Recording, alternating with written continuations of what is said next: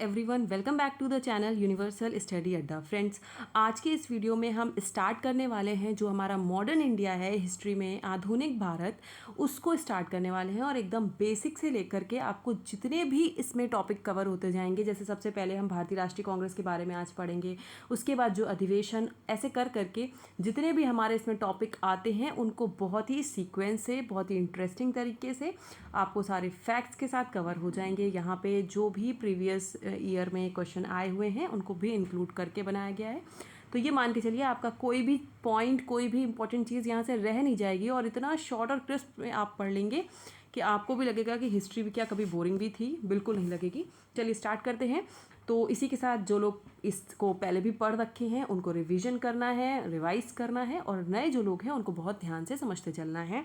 और बहुत ही बढ़िया आपको जो है लगेगा कि आपका सारे ये पॉइंट पॉइंट करके सारे फैक्ट्स जो हैं यहाँ पे वो कवर हो जाएंगे। तो सबसे पहले हम देखते हैं आज के इस वीडियो में भारतीय राष्ट्रीय कांग्रेस को।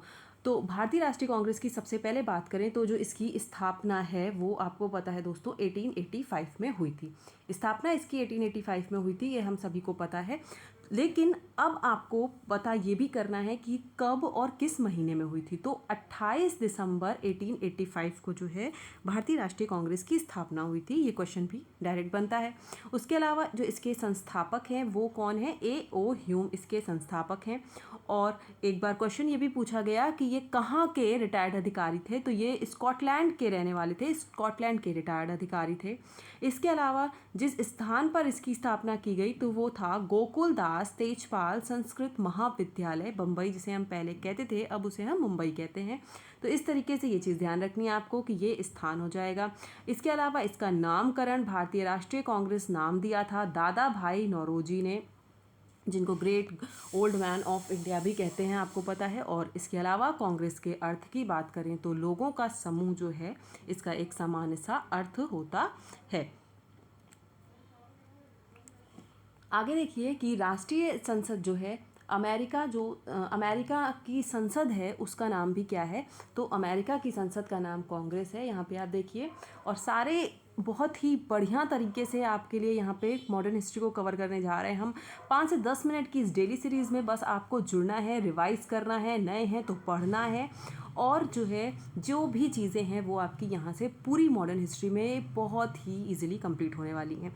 देखिए, अभी आपसे पूछा गया था जो पहले हम ये पढ़ लेते हैं कि अमेरिकन संसद का नाम क्या है? कांग्रेस है। इसके अलावा इसका जो पहले नाम था वो क्या था?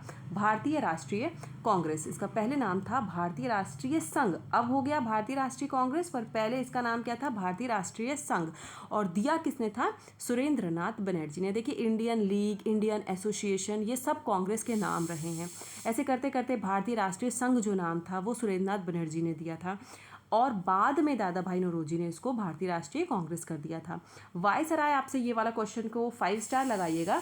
वायसराय आपसे जो है बहुत ज़्यादा पूछा जाता है, जो कि कांग्रेस की जब स्थापना हुई, यानी कि 1885, ये आप समय देख पा रहे हैं 1884 से 1888 के बीच का है, तो 1885 इसके बीच में आएगा। लॉर्ड डफरिन उस समय क्या था? भारत का वायसराय था। तो ये क्वेश्चन पूछा जाता है कि कांग्रेस की स्थापना के समय भारत का वायसराय कौन था? तो आपको बताना होगा कि लॉर्ड डफरिन था। इसके अलावा देखिए, जो कांग्रेस के बारे में कुछ टिप्पणियां की गई हैं जो बहुत ही विशेष व्यक्ति हैं, जैसे कर्जन है, कर्जन को तो हम क्यों ही विशेष कहेंगे, जैसे बाल गंगाधर तिलक हैं, फिरोज शाह मेहता हैं, इन सब ने जो है कुछ टिप्पणियां की हैं कांग्रेस के लिए। और ये अभी जो आपका बीपीएससी के पेपर्स चले 1 TRE 1 2 3, इनके लेवल पे ये चीज़ें एक ना एक क्वेश्चन आपको हमेशा देखने के लिए मिला। तो यहाँ पे देखिए कि जो सूक्ष्मदर्शी अल्पसंख्यकों की संख्या कहा, सूक्ष्मदर्शी अल्पसंख्यकों की संख्या, इसको किसने कहा? तो ये जो आपका लॉर्ड डफरिन है, इसने क्या कहा कि ये जो है वो सूक्ष्मदर्शी अल्पसंख्यकों की संख्या है ये। और उसके अलावा फिर लॉर्ड कर्जन ने क्या कहा कि कांग्रेस जो है वो अपने पतन की ओर लड़खड़ाती हुई जा रही है। देखिए, एक चीज़ ये समझिए कि जब हम किसी से कर्ज ले लेते हैं तो हमारा भी पतन होने लगता है धीरे धीरे, क्योंकि हम फिर चुका नहीं पाते। इस तरह से करते करते बस आपको एक ट्रिक से याद रखना है और हम भी लड़खड़ाने लगते हैं। तो लॉर्ड कर्जन ने ये स्टेटमेंट दिया था कांग्रेस को लेकर के कि कांग्रेस अपने पतन की ओर लड़खड़ाती हुई जा रही है। उसके अलावा बाल गंगाधर तिलक ने क्या कहा कि वर्ष में एक बार टर्राने से कुछ भी नहीं मिलता, क्योंकि आपको पता है इसके वार्षिक अधिवेशन होते थे, तो इसलिए उन्होंने ये कहा कि वर्ष में एक बार टर्राने से जो है वो कुछ भी नहीं मिलता। याद कैसे रखेंगे आप, यहाँ पे बाल गंगाधर तिलक में जो है ये आपका नाम आ रहा है, बाल गंगाधर तिलक में गंगा, तो ये गंगा से आप याद रखेंगे कि गंगा जैसे नदी है तो उसमें क्या है,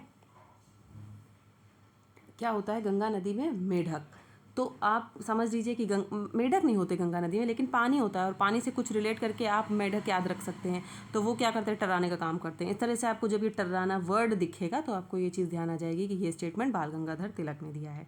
इसके अलावा भीख मांगने की संस्था जो है इसको अरबिंदो घोष ने कहा कि ये जो कांग्रेस है वो क्या है, एक भीख मांगने की संस्था है।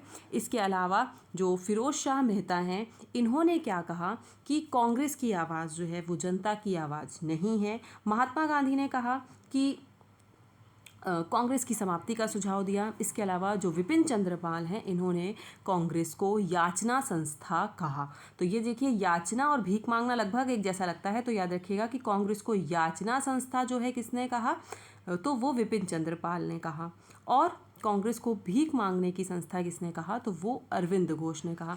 इसके अलावा दो और स्टेटमेंट देखने को मिलते हैं, वो देखिए क्या है, जो दो स्टेटमेंट आपको और देखने के लिए मिलते हैं वो ये हैं कि आपके जो लाला लाजपत राय थे, यहाँ मैं लिख दे रही हूँ, लाला लाजपत राय जो थे, लाला लाजपत राय इन्होंने कांग्रेस को क्या कहा, वार्षिक मेला, इन्होंने कांग्रेस को क्या कहा, वार्षिक मेला कहा था। इसके अलावा एक और जो आपके हैं अश्विनी कुमार घोष, जिनका नाम है अश्विनी कुमार घोष, इन्होंने इसको 3 दिवसीय तमाशा बताया था। तो ये आपकी कुछ टिप्पणियाँ थीं जो एग्ज़ाम में पूछी जाती हैं, और देखिए कितनी है, 6 मैंने आपको ये बताई और 2 एक्स्ट्रा बताई, 8, और बहुत ही ईजी हैं, आपको ट्रिक से भी याद करा दिया। ये 8 टिप्पणी आपको याद करनी ही पड़ेंगी, ये 8 स्टेटमेंट, क्योंकि पेपर में ये पूछते हैं। अब वही की हमेशा तो नहीं पूछेंगे ना एक जैसी चीज़ें, तो टिप्पणियाँ जो है वो पूछते हैं इसकी, और भी टीआरई लेवल पे पूछा भी गया है ये क्वेश्चन। तो फ्रेंड्स इस तरीके से हमने सोचा है कि जैसे भारतीय राष्ट्रीय कांग्रेस हुआ आपका, इतना पार्ट आपने पढ़ लिया, अभी आप नेक्स्ट पार्ट में अधिवेशन पढ़ेंगे। इस तरह से करते करते आपका पूरा मॉडर्न इंडिया जो है वो 5 से 10 मिनट की डेली सीरीज़ में हम यहाँ पे कंप्लीट कराने वाले हैं, और बहुत ही बढ़िया तरीके से। तो आपको जो है अगर कोई अपना आपका सुझाव है कि आप चाह रहे हैं कि कोई एक टॉपिक को एक बार में कंप्लीट किया जाए, वीडियो लंबी कर दी जाए, अगर इस तरीके का ऐसा कोई सुझाव है तो आप कमेंट सेक्शन में बताइए। आपको कितना समझ में आया आप कमेंट सेक्शन में बताइए, और इसके अलावा आपको किस सब्जेक्ट पे वीडियोस चाहिए आप वो भी कमेंट सेक्शन में बताइए। तो आज की वीडियो में इतना ही, मिलते हैं नेक्स्ट वीडियो में। इसके आगे देखेंगे कि कांग्रेस के अधिवेशन कैसे कैसे हुए, क्या सारी चीज़ें हैं, और ये जो है ये आप मान के चलो कि ये जितने भी आपके पेपर होते हैं इससे बाहर आपको क्वेश्चन नहीं दिखेगा मॉडर्न हिस्ट्री का। यहाँ पे हम ये सारी चीज़ें इस तरह से कवर करा लेंगे। ठीक है, मिलते हैं नेक्स्ट वीडियो में। Till then take care, good bye, जय हिंद, जय भारत।